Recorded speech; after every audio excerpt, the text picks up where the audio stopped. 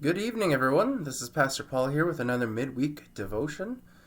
So last week, missed having the Midweek Devotion because I was under the weather, but back at it this week. So in anticipation of All Saints Sunday, our second reading for the week is 1 John chapter 3, verses 1 to 3.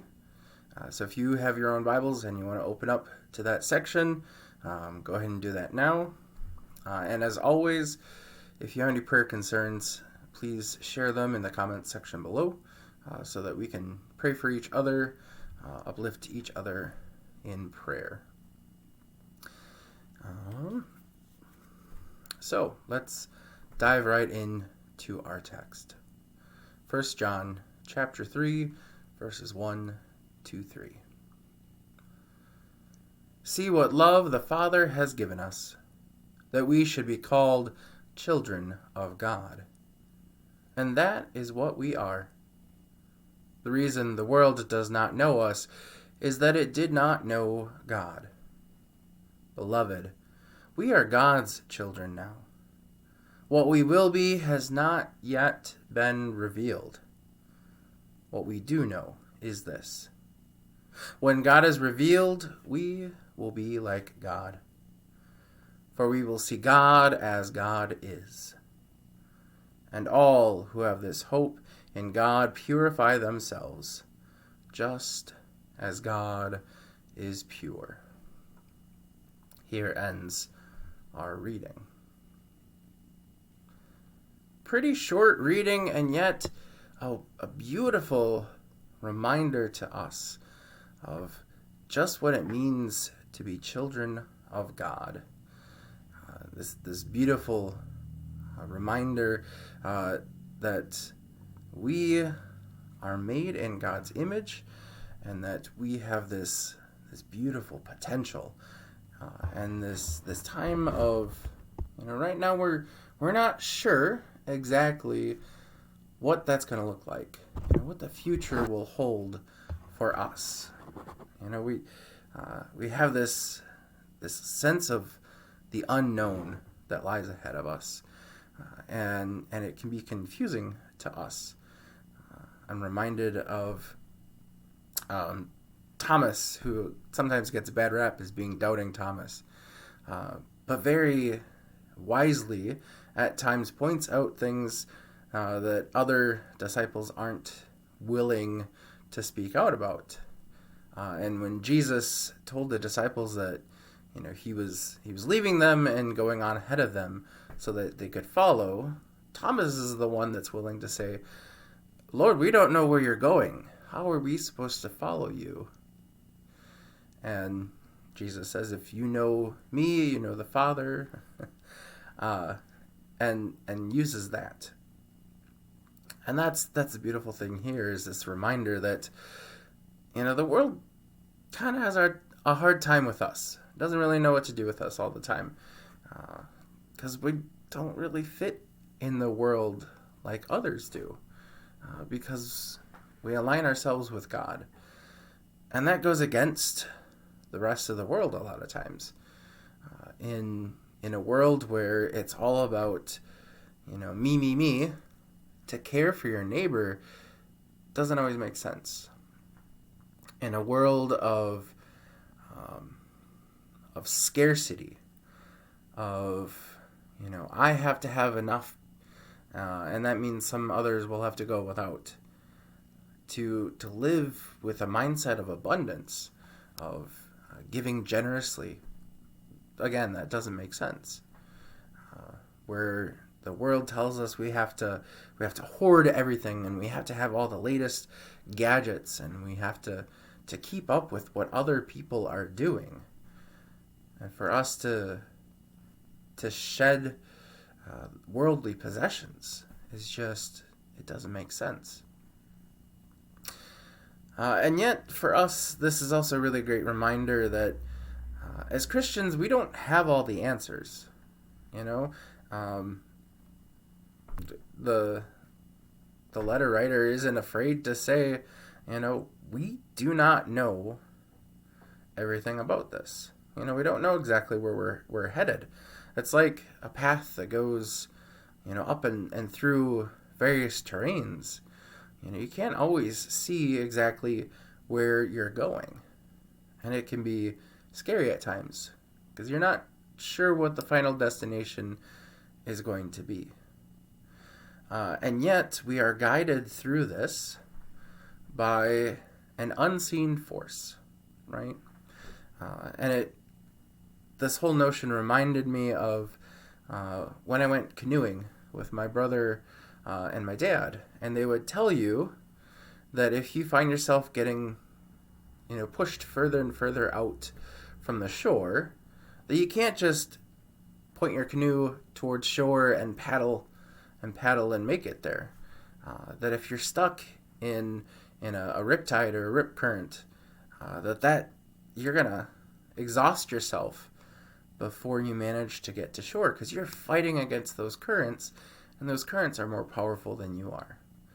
But instead, you paddle along the shore, parallel to the shore, and eventually you're able to get closer in. Once you exit out of those currents, you're able to make it in to shore safely. And that's the thing about the world is there are these unseen forces at work that we're not always aware of, good and bad. There are things that, like this virus, that we can't physically see with a naked eye, and yet are very aware of how harmful they can be for us. And yet the opposite is true. We don't know what God looks like. For my understanding, God is too big for our simple human minds to comprehend. It's just too much to take in. In computer terms, it would be, just there's too much data to interpret, and so we shut down. That we can't handle the magnitude of God's being. And with that, as children of God, we can't handle what we are growing into. It's just too much for us to comprehend. And so we take baby steps. We're guided, even though we don't know where the next path might pop up. We don't know where we're going and where we're going to end up. But we follow a God that we trust will guide us safely through all the scary obstacles and terrains that will carry us beyond the rip currents and safely to shore. Will bring us out of harm's way and into a world where we can grow into this beautiful, amazing, powerful being. And we don't know what that's going to look like. I think of, my nephews. My sister-in-law is a nurse. And if you ask my nephews what they want to be, they tend to gravitate towards the professions that are familiar and noble.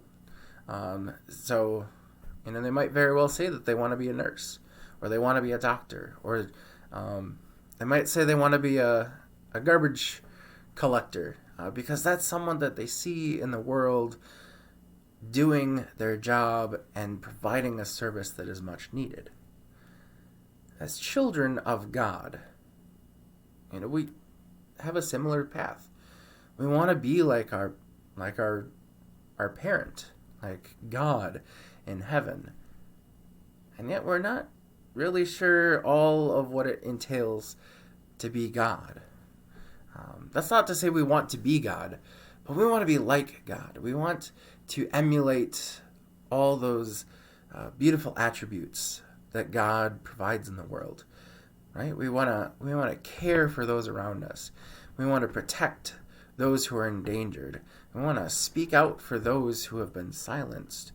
We want to make sure that people do not go without the essentials.